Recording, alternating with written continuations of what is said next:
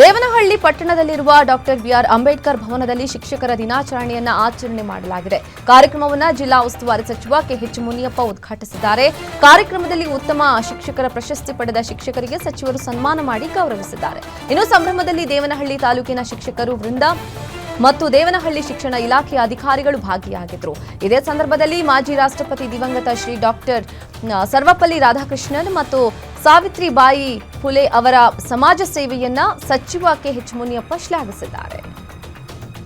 ಕರ್ನಾಟಕ ಸರ್ಕಾರದಿಂದ ಈ ಒಂದು ಪ್ರಶಸ್ತಿಗೆ 2.5 ಲಕ್ಷ ಸರ್ಕಾರದ ಹಣ ನಿಗದಿಯಾಗಿದೆ.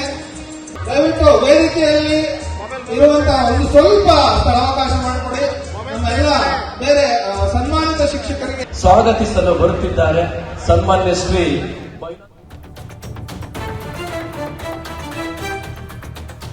ಕಲಬುರಗಿಯ ರಾಮನಗರದಲ್ಲಿರೋ ಓಲಾ ಎಲೆಕ್ಟ್ರಿಕಲ್ ಬೈಕ್ ಶೋರೂಮ್ಗೆ ಗ್ರಾಹಕರು ಬೀಗ ಹಾಕಿದ್ದಾರೆ. ಶರಣಪ್ಪ ಕೆಂಬಾವಿ ಹಾಗೂ ಶಕೀಲ್ ಎಂಬ ಗ್ರಾಹಕರು ಶೋರೂಮ್ ನಿರ್ಲಕ್ಷ್ಯಕ್ಕೆ ಬೇಸತ್ತು ಬೀಗ ಹಾಕಿ ಆಕ್ರೋಶವನ್ನು ವ್ಯಕ್ತಪಡಿಸಿದ್ದಾರೆ. ಶೋರೂಮ್ನಲ್ಲಿ 2 ಓಲಾ ಬೈಕ್ಗಳನ್ನು ಖರೀದಿಸಿದ್ದ 3 ತಿಂಗಳಲ್ಲೇ ಬ್ಯಾಟರಿ ಸಮಸ್ಯೆ ಎದುರಾಗಿತ್ತು. ಬ್ಯಾಟರಿ ರಿಪೇರಿಗಾಗಿ ಗ್ರಾಹಕರು ಬೈಕ್ಗಳನ್ನು ಶೋರೂಮ್ಗೆ ಬಿಟ್ಟಿದ್ರು. 2 ತಿಂಗಳಾದರೂ ಸಮಸ್ಯೆ ಬಗೆಹರಿಯದ ಹಿನ್ನೆಲೆಯಲ್ಲಿ ಗ್ರಾಹಕರು ರೊಚ್ಚಿಗೆದ್ದಿದ್ರು. ಹೊಸ ಬ್ಯಾಟರಿ ಅಳವಡಿಸಲು ಹಣ ಸಿಬ್ಬಂದಿ ಕೇಳಿದ ಹಿನ್ನೆಲೆಯಲ್ಲಿ ಶೋರೂಮ್ಗೆ ಬೀಗ ಹಾಕಿ ಆಕ್ರೋಶವನ್ನು ವ್ಯಕ್ತಪಡಿಸಿದ್ದಾರೆ. ಸಂಡೂರಿನಲ್ಲಿ ಗೊಬ್ಬರ ಕೊರತೆ ಹಿನ್ನೆಲೆ ನಗರದ ವಿಜಯ್ ಸರ್ಕಲ್ನಲ್ಲಿ ನೂರಾರು ರೈತರು ರಸ್ತೆ ತಡೆದು ಪ್ರತಿಭಟನೆಯನ್ನ ನಡೆಸಿ ಆಕ್ರೋಶವನ್ನು ವ್ಯಕ್ತಪಡಿಸಿದರು.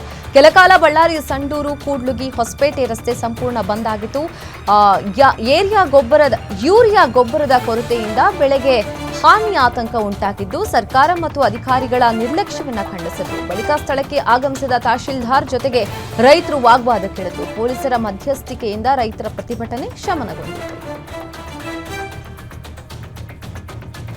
ಪರಿಶಿಷ್ಟ ಜಾತಿಯಲ್ಲಿ ಅವೈಜ್ಞಾನಿಕ ಒಳ ಮೀಸಲಾತಿ ಜಾರಿ ವಿರೋಧಿಸಿ ಪ್ರತಿಭಟನೆ ನಡೆಸಿದ್ದಾರೆ. ಕಲಬುರಗಿ ನಗರದ ಜಗತ್ ವೃತ್ತದಿಂದ ಡಿಸಿ ಕಚೇರಿವರೆಗೆ ಪ್ರತಿಭಟನಾ ಮೆರವಣಿಗೆ ನಡೆಸಲಾಯಿತು. ಬಂಜಾರ ಬೋವಿ ಕೊರಚ ಕೊರಮ ಸಮಾಜಗಳ ಕ್ಷೇಮಾಭಿವೃದ್ಧಿ ಸಂಘದಿಂದ ಹೋರಾಟ ನಡೆಸಿ ಆಕ್ರೋಶ ಹೊರಹಾಕಿದ್ದಾರೆ.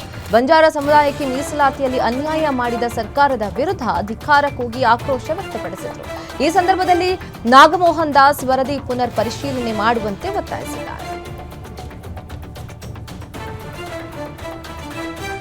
ಉತ್ತರ ಕನ್ನಡ ಜಿಲ್ಲೆಯ ಭಟ್ಕಳದ ಹಳೆ ಬಸ್ ನಿಲ್ದಾಣದಲ್ಲಿ ಮೃತಪಟ್ಟಿದ್ದ ಭಿಕ್ಷುಕನ ಮೃತದೇಹ ಶವಾಗಾರದಲ್ಲಿ 8 ದಿನಗಳಿಂದ ಅನಾಥವಾಗಿತ್ತು. ಯಾರು ವಾರಸುದಾರರು ಮುಂದೆ ಬಾರದ ಹಿನ್ನೆಲೆಯಲ್ಲಿ ಮರಣೋತ್ತರ ಪರೀಕ್ಷೆ ನಂತರ ಸೆಪ್ಟೆಂಬರ್ 7ರಂದು ಕಾರವಾರದ ಮಣ್ಕುಳಿಯ ರುದ್ರಭೂಮಿಯಲ್ಲಿ ಅಂತ್ಯ ಸಂಸ್ಕಾರ ನೆರವೇರಿಸಲಾಯಿತು. ಅಂತ್ಯಕ್ರಿಯೆಯಲ್ಲಿ ಸಮಾಜ ಸೇವಕರು, ಪೊಲೀಸ್ ಸಿಬ್ಬಂದಿ ಹಾಗೂ ಪುರಸಭೆ ಪೌರ ಕಾರ್ಮಿಕರು ಭಾಗವಹಿಸಿದ್ದರು.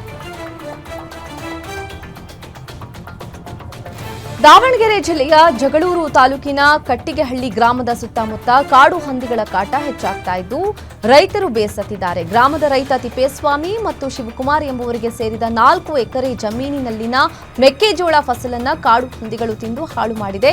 ಆಹಾರಕ್ಕಾಗಿ ಕಾಡು ಹಂದಿಗಳು ಹಿಂಡಾಗಿ ರಾತ್ರಿ ಜಮೀನುಗಳಿಗೆ ನುಗ್ಗಿ ಮೆಕ್ಕೆಜೋಳ ಹಾಳು ಮಾಡ್ತಾ ಇದೆ. ಸೈರನ್ ಹಾಕಿ ಪಟಾಕಿ ಸಿಡಿಸಿದ್ರೂ ಏನು ಪ್ರಯೋಜನವಾಗ್ತಾ ಇಲ್ಲ.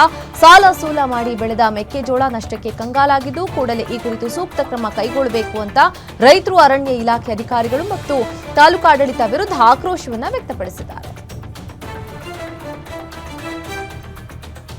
ಕಾಫಿ ನಾಡಿನ ಮಲೆನಾಡ ಭಾಗದಲ್ಲಿ ಕಾಡಾನೆಗಳ ಉಪ್ಪಟಳದಿಂದ ರೈತರು ಹೈರಾಣಾಗಿದ್ದಾರೆ. ಚಿಕ್ಕಮಗಳೂರಿನ ಎನ್ಆರ್ಪುರ ತಾಲೂಕಿನ ತುಪ್ಪೂರು, ಅರಳಿಕೊಪ್ಪ, ಸಿಗಸೆ ಗ್ರಾಮಗಳ ಸುತ್ತಮುತ್ತ ನಿರಂತರವಾಗಿ ಕಾಡಾನೆಗಳ ದಾಳಿ ನಡೀತಾ ಇದ್ದು ಅರಳಿಕೊಪ್ಪ ಗ್ರಾಮದ ಪೂರ್ಣೇಶ್ ಎಂಬುವರ ತೋಟದಲ್ಲಿ ದಾಂಧಲೆ ನಡೆಸಿವೆ. 100ಕ್ಕೂ ಹೆಚ್ಚು ಅಡಿಕೆ ಮರಗಳನ್ನು ನೆಲಸಮ ಮಾಡಿದ್ದು ಬೆಳೆಗಾರರು ಫಸಲನ್ನ ಕಳೆದುಕೊಂಡು ಕಂಗಾಲಾಗಿದ್ದಾರೆ. ಸರ್ಕಾರಗಳು ಇನ್ನಾದರೂ ಎಚ್ಚೆತ್ತು ಆನೆಗಳಿಗೆ ಕಡಿವಾಣ ಹಾಕುವ ಮಾರ್ಗೋಪಾಯಗಳನ್ನು ಹುಡುಕಬೇಕಿದೆ. ನಾಡಹಬ್ಬ ದಸರಾ ಸಮೀಪಿಸ್ತಾ ಇರುವ ಹಿನ್ನೆಲೆಯಲ್ಲಿ ರಾಜ್ಯದ ಹಲವು ಜಿಲ್ಲೆಗಳಲ್ಲೂ ದಸರಾದ ಆಚರಣೆ ಸಿದ್ಧತೆ ನಡೆಸಲಾಗ್ತಾ ಇದೆ.